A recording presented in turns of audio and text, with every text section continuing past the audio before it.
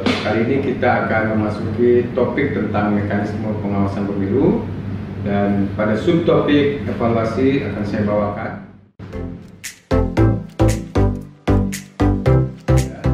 Selayaknya sebuah organisasi dan proses kerja, maka evaluasi tentu diperlukan.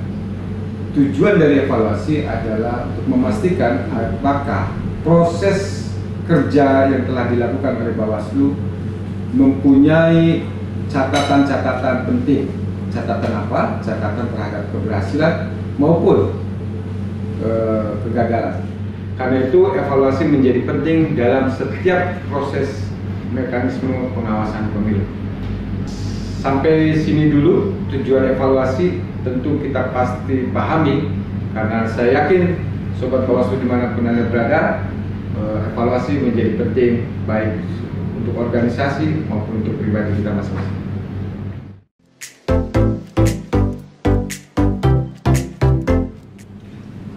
Sobat Bawaslu, setelah kita tahu tujuan evaluasi dalam pengawasan pemilu, maka kita akan bicara pada sesi berikutnya adalah soal timeline. Kapan evaluasi itu dilakukan dan apa saja yang akan dievaluasi. Pada saat ini saya ingin membaginya dalam bentuk timeline evaluasi. Bagaimana kita ketahui, secara umum timeline maka akan dibagi menjadi 3. Dan ini jangka pendek,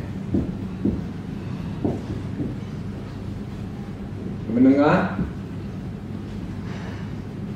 dan jangka panjang. Masing-masing tujuan atau timeline evaluasi ini tentu punya tujuan ya, karena jangka pendek akan melihat sejauh mana kinerja pengawas pemilu kita di jajaran pengawas pemilu, baik di level RI maupun hingga level TPS, itu akan dilihat. Dalam jangka pendek ini kita hanya bertujuan untuk mengevaluasi terkait dengan kinerja. Kinerja itu dibuktikan dalam bentuk apa? Yakni bentuk hasil pengawasan. Hasil pengawasan yang dituangkan dalam form A. Inilah ketika kita melihat evaluasi jangka pendek, maka kita akan melihat evaluasi pada form A. Berikutnya, kalau kita bicara soal evaluasi jangka menengah, maka ini terkait dengan laporan periodik. Di masing-masing waktu ini mempunyai mekanisme pelaporan. Di dalam laporan periodik ini kita akan melihat apa yang kita evaluasi adalah soal strategi pengawasan kita. Ya, strategi pengawasan kita. Kenapa? Karena dalam pengawasan kita akan lihat bagaimana strategi yang kita susun efektif atau tidak dalam melakukan pengawasan penyelenggaraan pemilu, baik yang tahapan maupun yang non-tahapan. Nah, disinilah kita akan lihat, kita akan evaluasi apakah strategi yang kita buat itu sudah efektif atau tidak. Dan yang ketiga, strategi evaluasi jangka panjang. Jadi dalam jangka panjang ini kita akan lihat keseluruhan proses dari mulai awal. Ya, kalau kita bicara soal tahapan, dari mulai awal tahapan hingga akhir, kita akan lihat apa yang nanti akan dibahas. Disinilah evaluasi secara komprehensif, dan nanti akan saya jelaskan pada bagian berikutnya.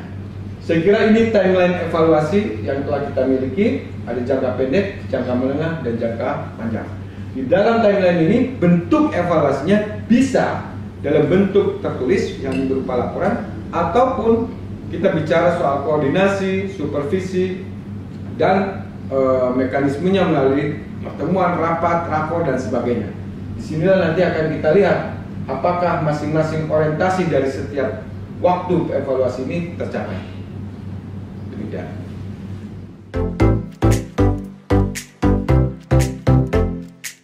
Sobat Bawaslu, mari kita lanjutkan.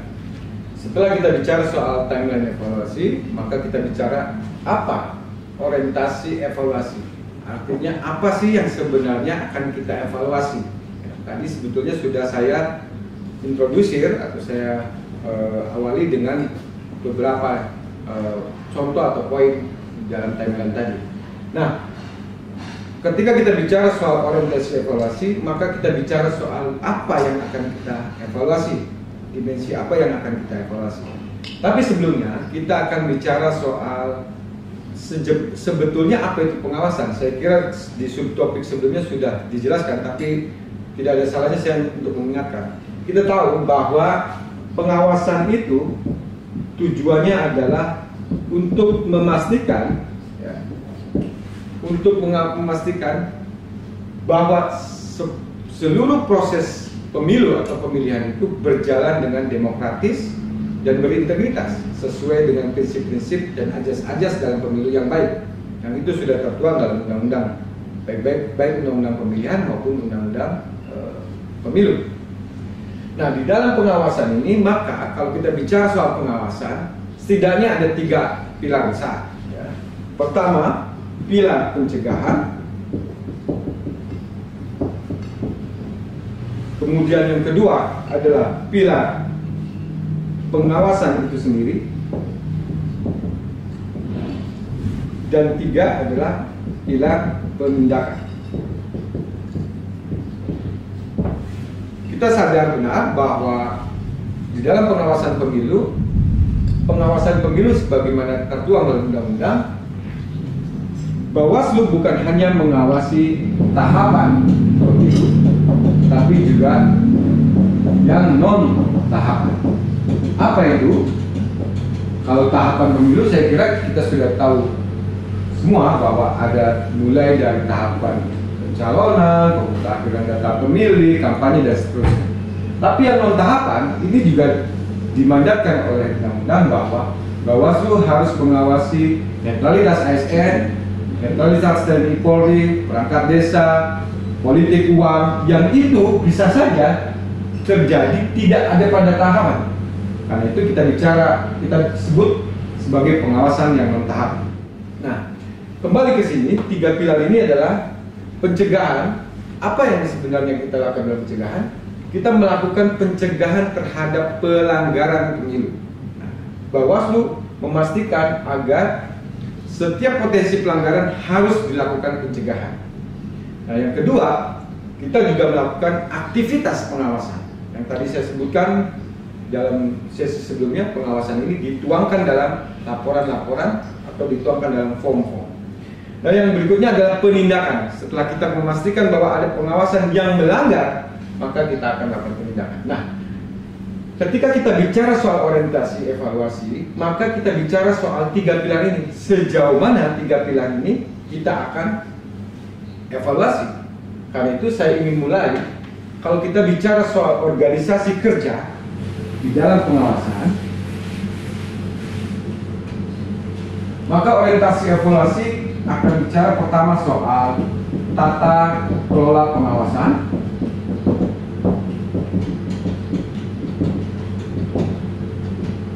Yang kedua, bicara soal budaya pengawasan.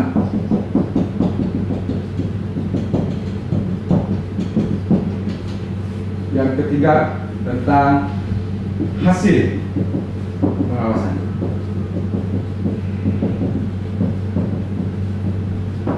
Kalau kita mau menggunakan kerangka teori, ini kita sebut dengan struktural,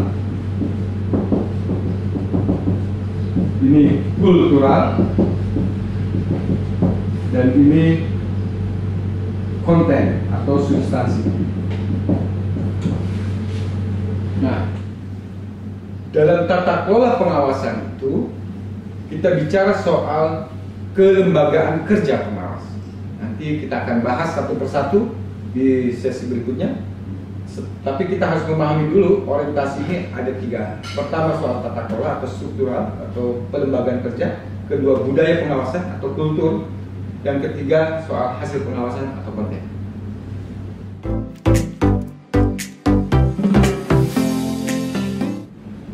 Sobat Bawaslu, mari kita lanjutkan. Ketika kita bicara orientasi evaluasi, tadi saya sudah introdusir tentang 3 dimensi ini, yakni struktural, kultural, dan konten. Untuk yang struktural, apa yang dimaksud dengan struktural? atau kelembagaan kerja ini, maka kita bicara soal organisasi kerja. Saya sebut organisasi kerja. Kita tahu bahwa di Bawaslu, jajaran pengawas pemilu itu secara berjenjang. Nanti kita akan melakukan evaluasi setiap jenjang, baik mulai dari pengawas TPS, pengawas desa, pengawas kecamatan hingga RI. Itu penting untuk dilihat sejauh mana organisasi kerja ini bisa berjalan. Yang berikutnya, kita bicara soal struktural adalah kita bicara soal sejauh mana kewenangan atau prosedur, ya, prosedur itu dijalankan oleh jajaran pengawas pemilu kita. Apakah prosedur yang dilakukan atau ditempuh dalam pengawasan ini itu sudah memenuhi azas, baik azas atau prinsip pemilu yang baik, misalnya tidak melampaui kewenangan, kemudian tepat waktu, dan efektif. Di aspek yang lain atau di dimensi yang lain adalah dimensi kultural, kita akan evaluasi bagaimana soal integritas. Nah, ini penting. Ya, di dalam aspek kultural ini kita akan bicara soal integritas atau etik pengawas pemilu. Apakah ada terjadi penyalahgunaan kewenangan yang dilakukan oleh jajaran pengawas pemilu kita? Ini juga perlu untuk dievaluasi. Selain itu kita bicara soal budaya kerja. Budaya kerja. Misalnya soal soliditas tim, kita tahu bahwa Bawaslu mempunyai tagline membangun budaya kerja ini dengan apa yang disebut dengan SIMPE. SIMPE itu adalah solid, integritas, manajerial, dan profesional. Dan kemudian yang ketiga adalah soal konten. Konten ini bicara tentang hasil pengawasan kita. Hasil pengawasan kita. Apa yang kita evaluasi dalam hasil pengawasan kita? Kita tahu bahwa dalam konten ada hasil pengawasan yang tahapan maupun yang non-tahapan. Nah, ini semua dievaluasi. Kalau kita bicara soal hasil pengawasan, maka kita bicara soal bagaimana tindakan-tindakan pengawasan itu diambil. Misalnya tindakan pencegahan, tindakan pengawasan atau aktivitas pengawasan itu sendiri, dan tindakan penindakan. Nah, ini semuanya akan dievaluasi. Apakah hasil pengawasan kita sudah cukup mampu menjawab tujuan dari pengawasan itu sendiri. Jadi kalau kita bicara soal dimensi evaluasi, maka kita bicara soal 3 dimensi: struktural, kultural, dan konten. Variabel teknis lainnya nanti akan kita diskusikan setelah adik-adik semua atau sobat Bawaslu di mana saja berada ini telah mengikuti video tutorial ini. Saya kira demikian. Untuk selanjutnya, selamat mengikuti sekolah kader pengawasan pemilu. Salam.